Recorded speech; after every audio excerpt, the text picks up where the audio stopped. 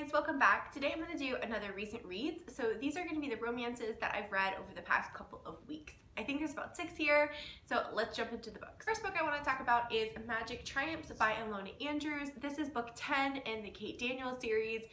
I can't really say too much about it because it is book 10, other than just to say that it was fabulous and honestly was one of the best endings to a series that I have ever seen.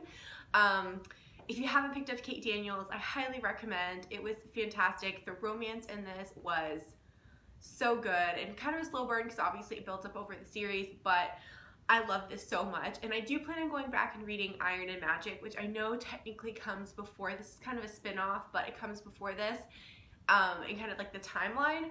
But I couldn't wait and I had to jump into this one. So I do plan on going back to that one. I just hadn't got to it yet. Next book I read was Trade Me by Courtney Milan.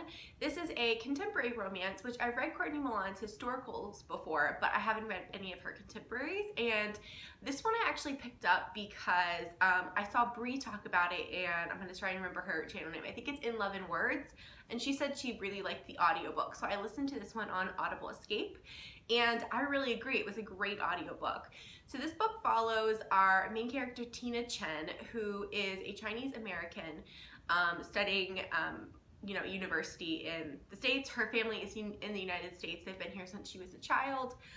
When they were kind of forced to leave China because of something that was happening to her father. They're in the United States, and she is such a smart heroine. I really, really liked her a lot. She was a strong heroine, but I mean, money is a struggle for her and her family, and she is constantly just working while going to school to try and help keep like her family afloat. And she just kind of feels like she wants a break. Like she wants things to be a little easier.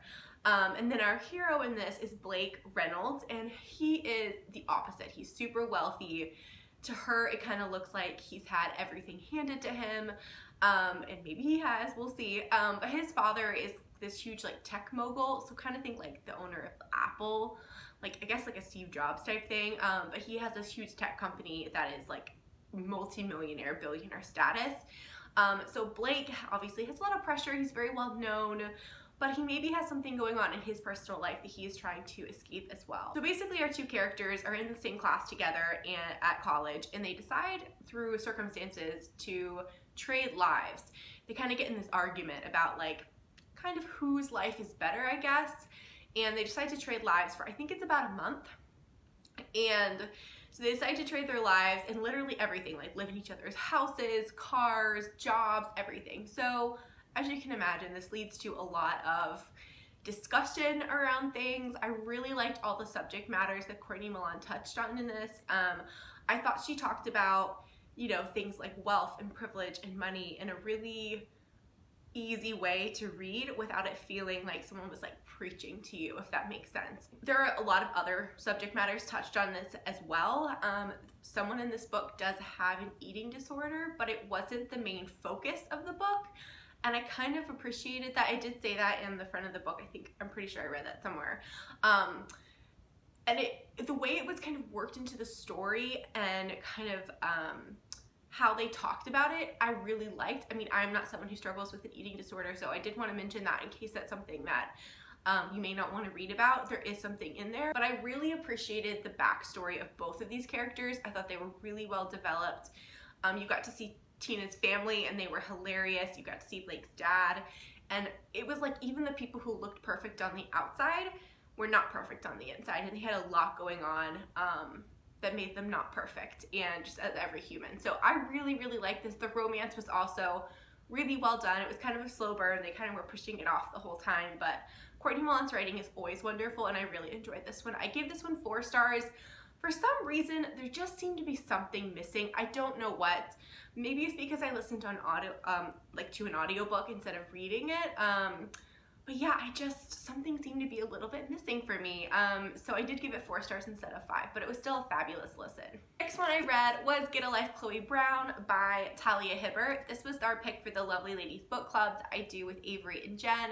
Our live show is already up on Avery's channel. We did it a couple weeks ago, so if you want to check that out with all my in-depth thoughts, please go do, because it was such a good book. I think we all agreed This is a 5-star read. It's fabulous, and I know this one has a lot of hype behind it, which can sometimes make people a little wary, but trust me, at least in my personal opinion, this one is completely, like, lives up to the hype. It was so fabulous. It follows her main character, Chloe, who is such a good character. She's like feisty and smart, so witty, but she also deals with a chronic illness. She has a fibromyalgia, and kind of due to this illness, she feels like she hasn't really had enough of a life. She hasn't really put herself out there or done enough.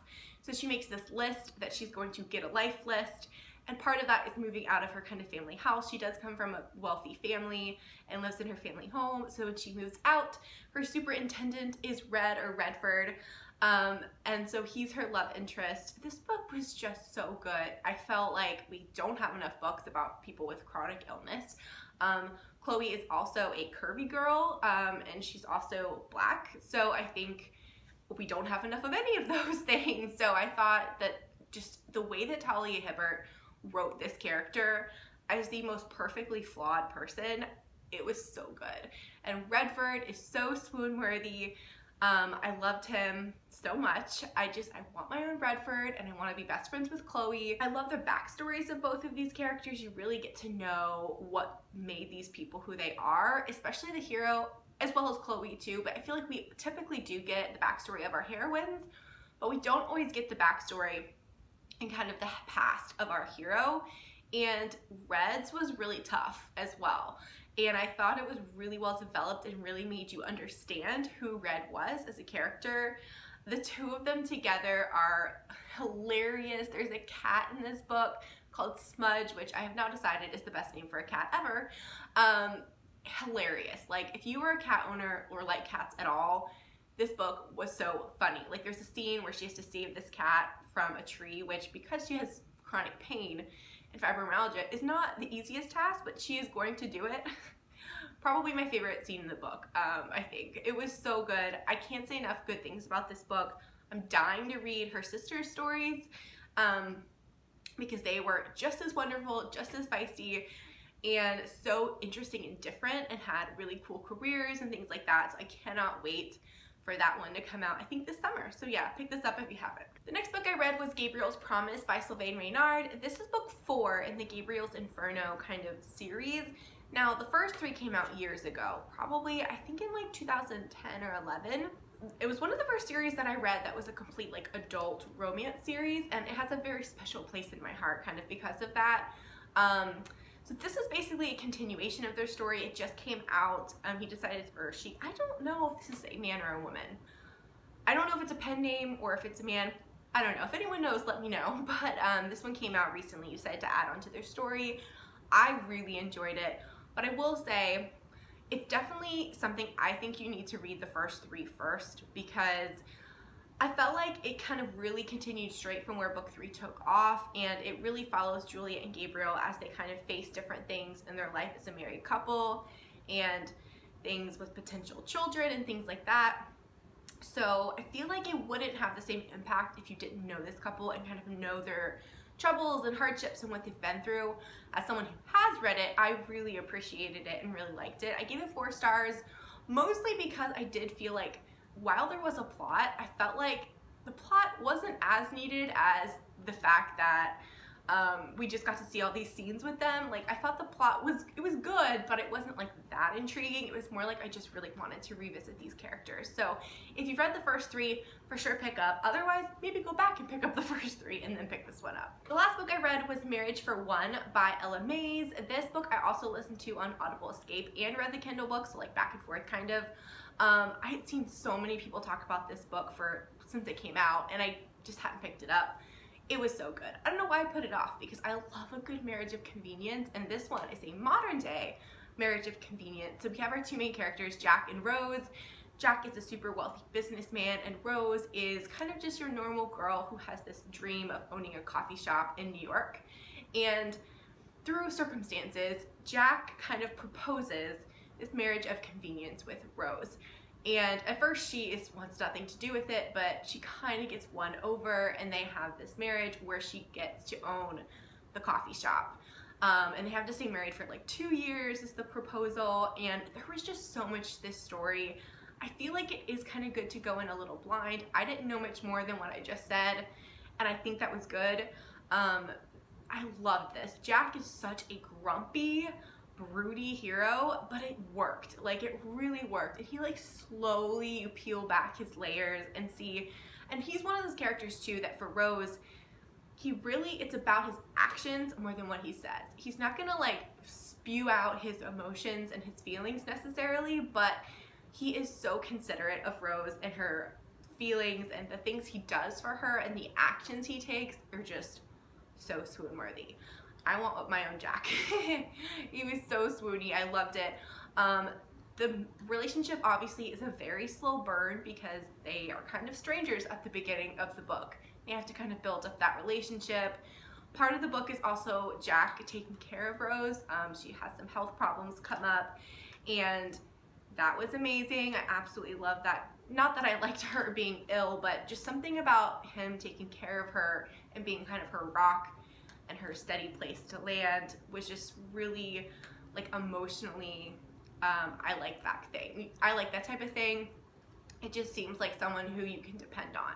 And that is kind of where the relationship was built from. So if you haven't picked this one up like me, the Audible Escape book, why can't I talk today, was great. So if you want to listen that way, it is a pretty long book, so that is a good way to do it. I loved it. I gave it 5 stars, and now I just want to go pick up something else from LMA's. Okay, so those are the books that I've read. I thought I'd just mention at the end of these sometimes what I'm also reading right now, like currently reading. So the first one I'm currently reading is To Catch an Heiress by Julia Quinn. This is one that's been on my list to pick up for years, and I finally picked it up at the bookstore, I think last year, and I just hadn't actually read it yet. This is part of her, I'm not gonna remember, but it's the first one to the what is it called? To Marry a Marquess? To Catch a Marquess? I'm not sure. I can put it down below if anyone wants to know. Series based, I think it's Agents of the Crown. Agents of the Crown series, which I have read one of them, but this is the first one actually, because you know I read out of order. And this one is really funny so far. I'm really enjoying it. It's very lighthearted, kind of, even though it's like an Agent of the Crown. It's very, I will say it's kind of silly. So if you don't want something very lighthearted and like fun, maybe don't pick this one up, but I'm really enjoying it just as an escape. The characters are great, it's really funny, and it's like true Julia Quinn. Like, I just want to escape into the past type of thing. So the other book I'm reading right now is Wolf Gone Wild by Juliet Cross.